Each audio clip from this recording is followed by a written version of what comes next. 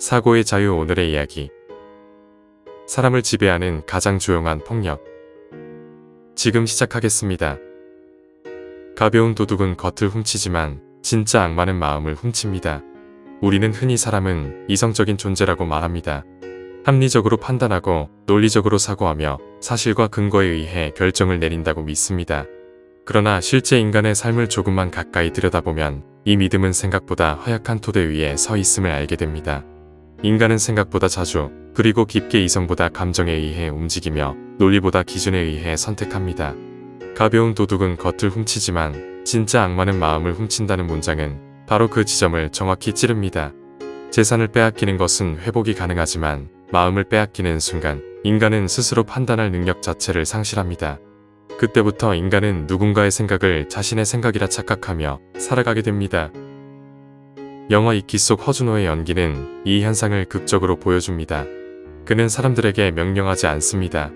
위협하지도 않습니다. 대신 기준을 제공합니다. 무엇이 옳고 무엇이 그른지, 무엇이 구원이고 무엇이 타락인지를 정해줍니다. 그리고 사람들이 그 기준을 받아들이는 순간 그는 이미 그들의 마음을 훔친 상태가 됩니다. 지금부터 바로 그 지점, 즉 마음이 훔쳐지는 구조, 그리고 그 구조에서 벗어나는 유일한 길에 대해 다루고자 합니다. 첫 번째, 인간은 왜 이성보다 기준에 지배되는가? 사람들은 흔히 속았다고 말합니다.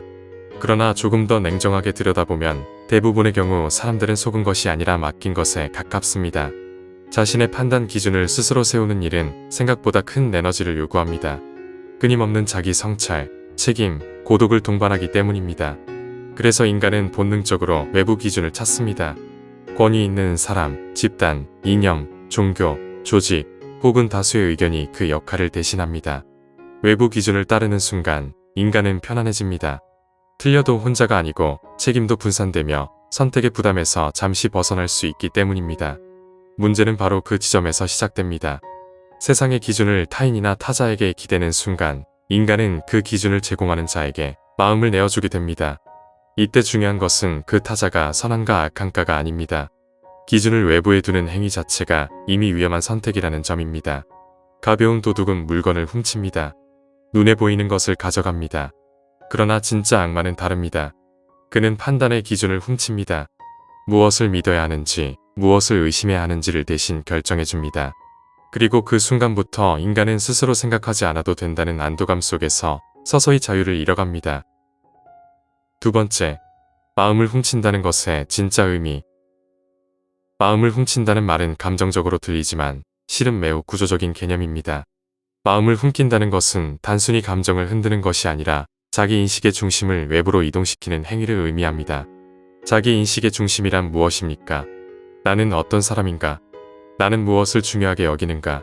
나는 왜 이 선택을 하는가? 라는 질문에 대한 답의 근원입니다. 이 중심이 자기 자신에게 있을 때 인간은 쉽게 흔들리지 않습니다. 타인의 말은 참고 사항일 뿐 최종 결정은 언제나 자기 내부에서 이루어집니다. 그러나 이 중심이 외부로 이동하는 순간 상황은 달라집니다.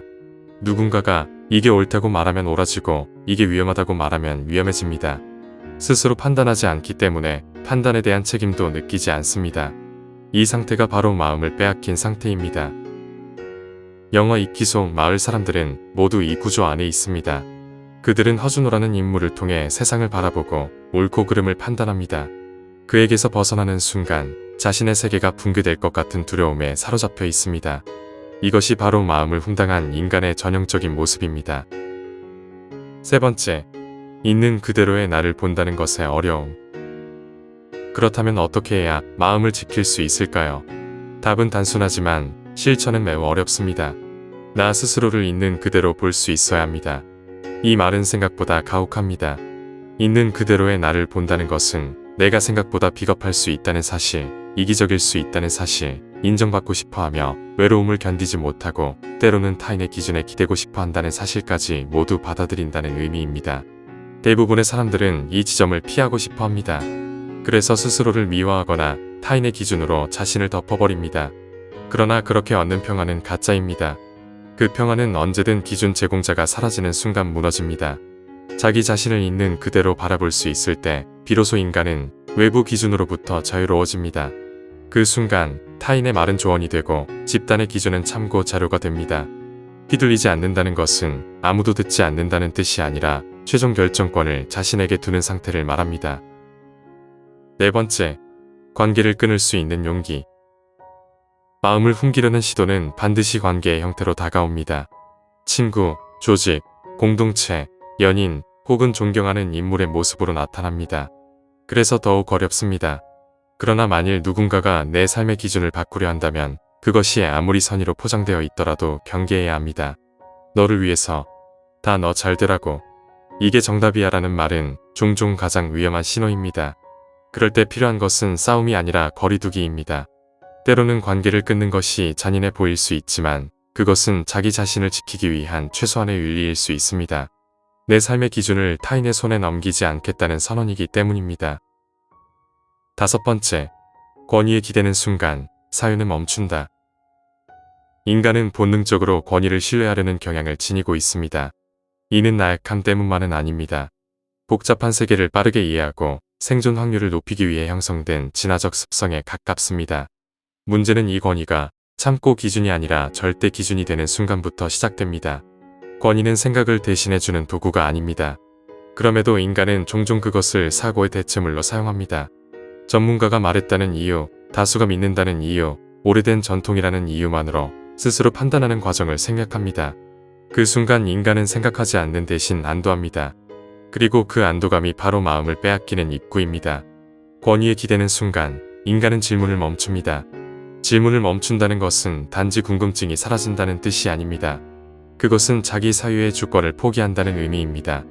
무엇이 옳은지, 왜 옳은지, 나에게 그것이 어떤 의미를 가지는지를 묻지 않게 됩니다. 영화 이키 속 인물들 역시 그러합니다.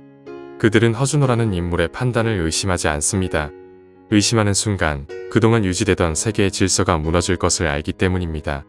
그래서 그들은 차라리 자신의 의심을 억누르고 그의 기준에 자신을 맞춥니다. 이것이 바로 권위가 마음을 훔치는 방식입니다. 여섯 번째, 집단 속에서 가장 먼저 사라지는 것은 나이다. 집단은 인간에게 안전을 제공합니다. 소속감, 연대감, 보호받고 있다는 감각은 개인이 혼자일 때 느끼기 어려운 안정감을 줍니다.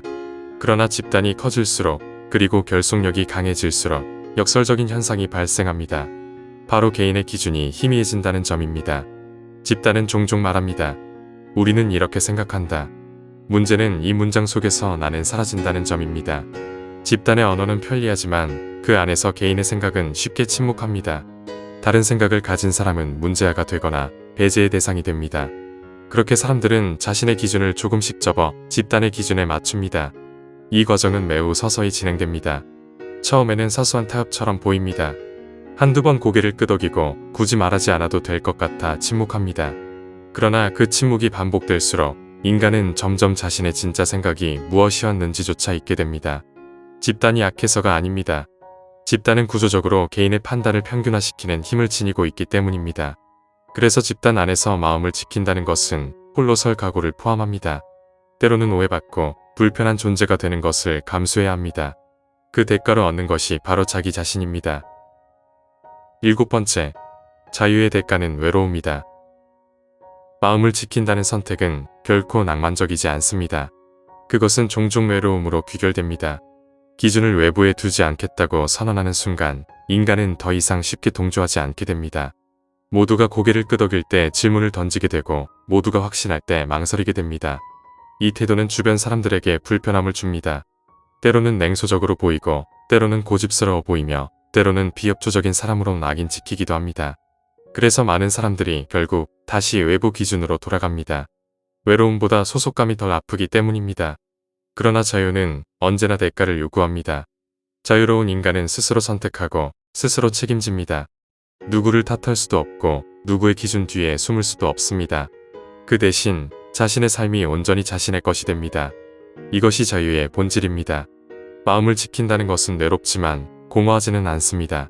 비록 함께 흔들릴 사람은 적을지라도 적어도 자기 자신과의 관계는 끊어지지 않기 때문입니다. 그리고 그 관계는 어떤 집단보다 오래 지속됩니다.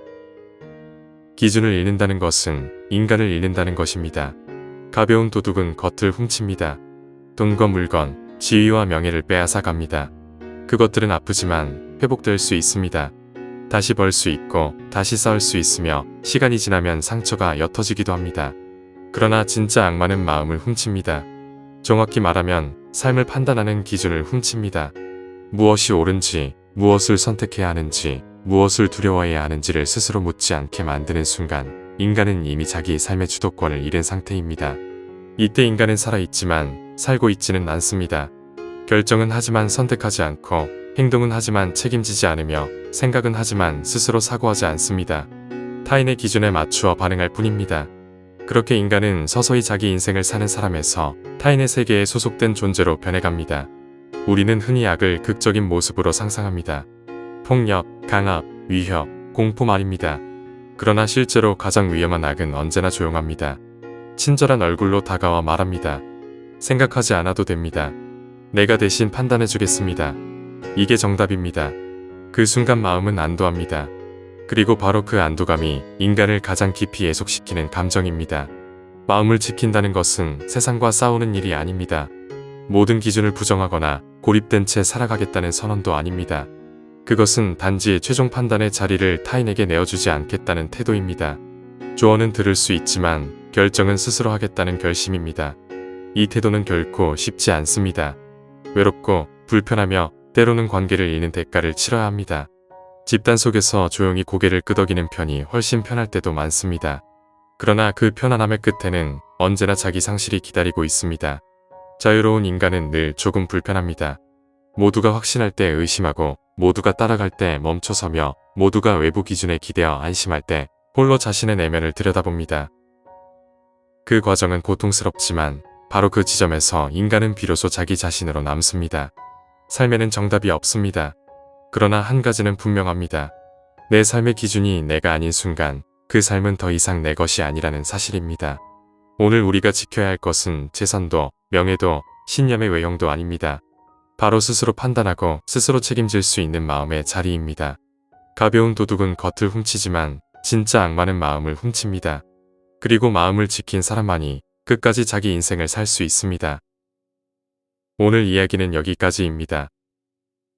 영상이 마음에 드셨다면 좋아요와 구독 부탁드립니다. 끝까지 시청해주셔서 감사합니다.